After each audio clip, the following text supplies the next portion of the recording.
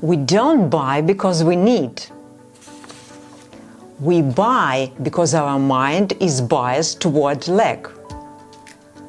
How many times have you booked that last available room on a travel website, or grabbed that only one left in stock pair of shoes?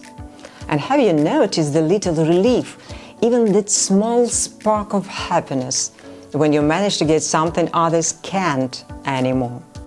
Let me give you one perfect example: the theft of the Mona Lisa from the Louvre. Picture this. People walked past the painting every day. Some stopped, some didn't. It was just another artwork on the wall. And then, suddenly, it disappears, stolen. Overnight, the whole world loses its mind. Newspapers explode with headlines. Crowds rush to the Louvre not to see the art, but to stare at the empty spot where the Mona Lisa used to hang. That's the power of scarcity. Sometimes we don't realize how much something matters until it's gone. And finally, when the painting was found and returned, the crowds didn't just come back. They multiplied. Tens of thousands of people lined up to see her. And the value of the painting skyrocketed. One theft transformed a quiet, ordinary painting into the most famous artwork in the world. Why does this happen? And more importantly, how can we use these tiny psychological levers to actually get what we want in life? Let's take a closer look at how the principle of scarcity and our need for freedom shows up in everyday situations. Here's a funny thing. Once, completely by accident, and I really mean unintentionally, I ended up applying this principle to my future husband. 20 years ago, I had no idea about the psychological power of scarcity. Like many 32-year-old women, I dreamed of building a family. Not just any family, a happy life with the person I loved.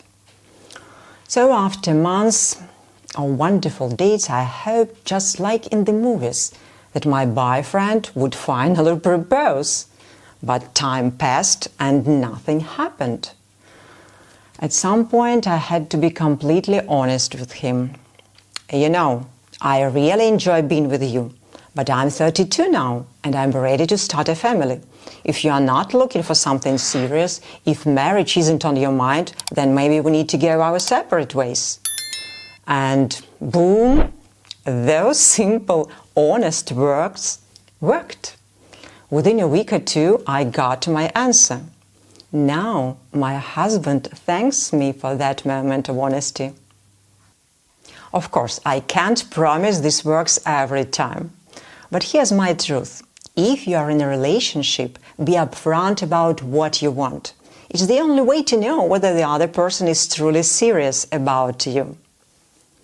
And speaking of relationships, have you ever wondered why Juliet loved Romeo so fiercely and why their story ended so tragically? I'm pretty sure a huge part of it came down to one thing: taking away someone's freedom. Teenagers want freedom more than anything. So when parents forbid something, like seeing someone they like, the desire doesn't disappear. It actually gets stronger. I even know parents who were extremely strict. They wouldn't allow their daughter to date a boy from another faith and another country. And guess what happened? She ran away and married him. Honestly, if her parents hadn't tried to control everything, things might have turned out completely differently. She might not have taken the dramatic leap at all. You see, almost all of us have moments when something suddenly feels not enough. And the moment we sense a shortage, that thing becomes incredibly valuable. And then comes the worst part, losing it. When something we are used to suddenly slips out of our hands, we get more upset than we expected. And for some reason, we start appreciating it even more only after it's gone. Psychologists have been studying scarcity for decades, and if we don't want clever sellers or anyone who knows how to push our psychological buttons to trick us, we need to understand how scarcity works and how to use it to our own advantage. Thank you to everyone who watched this video to the end. I truly hope you enjoyed it. And I know firsthand how painful it is to lose something meaningful in life. I lost my homeland because of the war in Ukraine. For the past 3 years, I've been trying to fill that emptiness by doing things that truly matter. That's exactly why I started this YouTube channel. I've lived in different countries, but I'm still waiting for the moment I can return home. Thank you to everyone who has subscribed. Your support means the world to me. And I promise to keep creating videos that are interesting and meaningful for you.